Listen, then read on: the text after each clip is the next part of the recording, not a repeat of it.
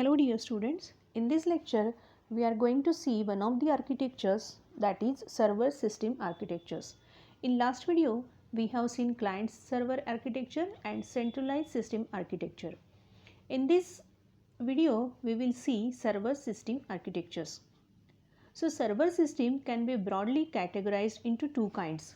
One is transaction server and another is data servers. So these are the categories or two kinds of server architectures. Transaction servers, which are widely used in relational database system, and data servers, which are used in object oriented database system. Because nowadays, instead of relational database management system, many other advanced document oriented database systems are used in the software industry. But still, relational database system has its own importance. That's why transaction servers are used in the relational database system and data servers are used in object oriented database system. Now transaction servers, also known as query server or SQL system, server system. These servers, in these servers, clients send request to the server, then transactions are executed at the server and results are shipped back to the client. So when query processor or how transaction server works, that is given here, that client request or client sends some request to the server, then transactions are executed at the server as per the requirement of the user or client, and after execution of the requirement or after execution of the transactions, whatever are the results that are shown to the client or that can be sent to the client. Requests are specified in SQL and communicated to a server through a remote procedure call mechanism. Because we have the client server architecture, and in that we don't guarantee that the client and server are at the same location. So whatever request that client will send that are specified in SQL, and the communication to the server with the client is possible through the remote procedure call mechanism, that is RPC mechanism. Transactional remote procedure call, that is RPC, allows many RPC call to form a transaction. So in one transaction we can implement multiple remote procedure calls. Open Database Connectivity, that is ODBC, is a C language application program interface from Microsoft for connecting to a server and sending SQL requests and receiving the results. We can use also JDBC, which is similar to ODBC, but specifically it is used for Java. So whenever there are client and server architecture, we have to connect this client and server through one particular engine which is called as ODBC, that is Open Database Connectivity, or for Java it is JDBC. Transaction server process structure.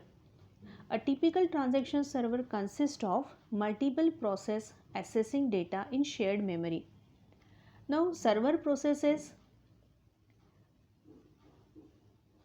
what are the different server processes? These receive user queries, that is transactions, execute them and send results back. Processes may be multi-threaded, allowing a single process to execute several user queries concurrently. Typically multiple multi-thread server processes are there. Then log manager process, then database writer process. So these are different processes which comes in the typical transaction server process. There may be log writer process also. So this log writer process, what does it do? Server processes simply add the log records to log record buffer. Log writer process output the log to a stable storage.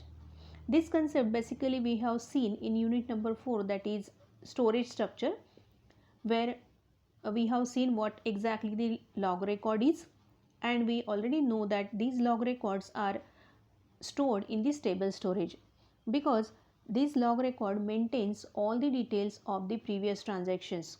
So to keep our database safe, we generally store these log records at stable storage. Checkpoint process is there, then process monitor process is there, so which monitors other processes also, then it takes also the recovery actions if the server get fails or if backup is not with you. This is the transaction system process, different servers or how it will interact with each other. Then shared memory contains shared data which has buffer pool, log table, log buffer and cache query plans. All the database process can access shared memory. To ensure that no two processes are accessing the same data structure at the same time, database system implement mutual exclusion using either operating system semaphore or atomic instructions such as test and set. So these are two types of instruction that we will see in operating system concept, but mutual exclusion you have to remember, because whenever we have concurrent processing in the database system or in the transaction, we have the concept that is mutual exclusion, which guarantees that at a time only one process get executed. To avoid the overhead of interprocess communication for lock request grant, each database process operates directly on the lock table. This concept, what exactly different types of locks and what is interprocess communication, that we have already seen in previous videos. So you can go to those videos and understand the concept of locks. Lock manager process still uses the deadlock detection. So deadlock means what? All the resources are acquired by some processes and the process may get halt or process may not execute at the normal speed. So that is deadlock detection or deadlock process, because all the resources are acquired by the processes and no other process can now request or no other process can grant the resources allocated. So this is all about the server architectures. Thanks for listening.